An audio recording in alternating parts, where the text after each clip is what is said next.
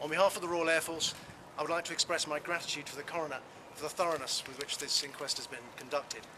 But our thoughts, of course, remain with Mr. and Mrs. Rice, Mrs. Blee and their families.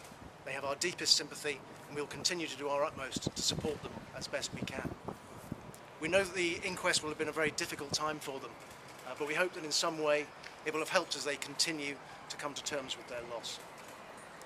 The tragic deaths of Wing Commander Blee and Cadet Nicholas Rice have been a profound regret to us all and have been keenly felt across the Royal Air Force.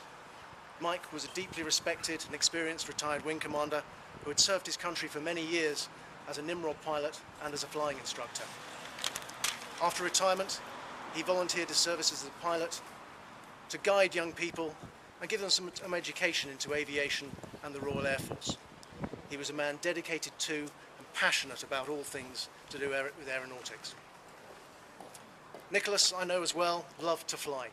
He harboured a dream of being an aeronautical engineer within the Royal Air Force, and it's clear from the tributes after his death that he was an enormously popular young man, liked by all, and his ability to make people smile was remarked upon particularly.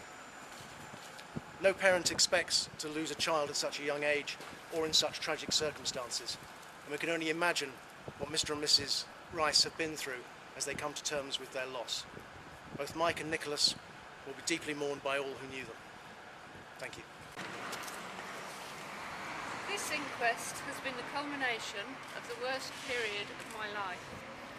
In allowing my child to participate in air experience, I trusted that the RAF knew what they were doing and that they would take care of him. It was devastating to discover that they had utterly failed him.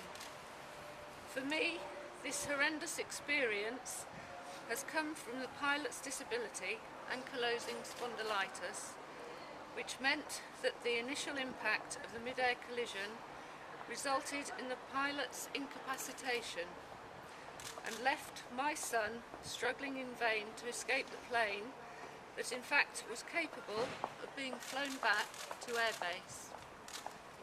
Unfortunately, the abandonment training by the RAF was woefully inadequate for these cadets.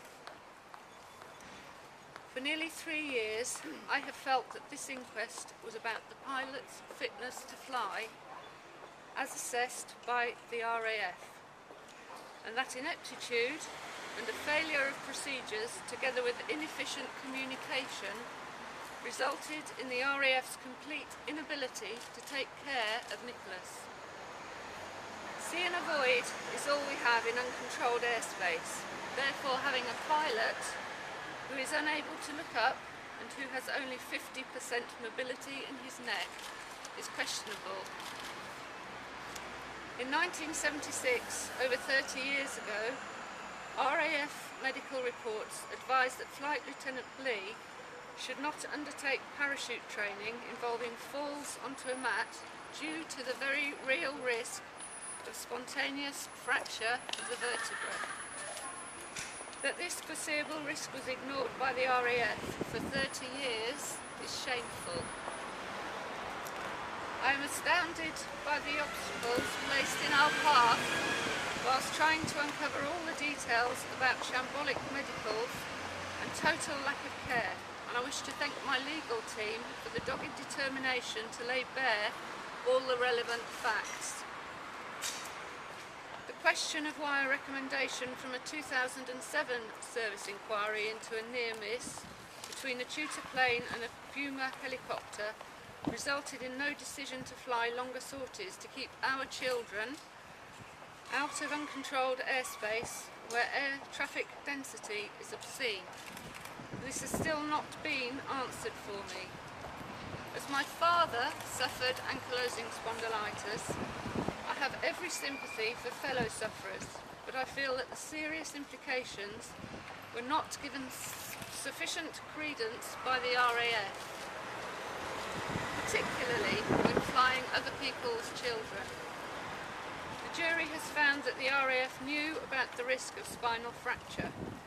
The jury have also found that the RAF management was complacent, and the culture of the RAF discouraged challenge.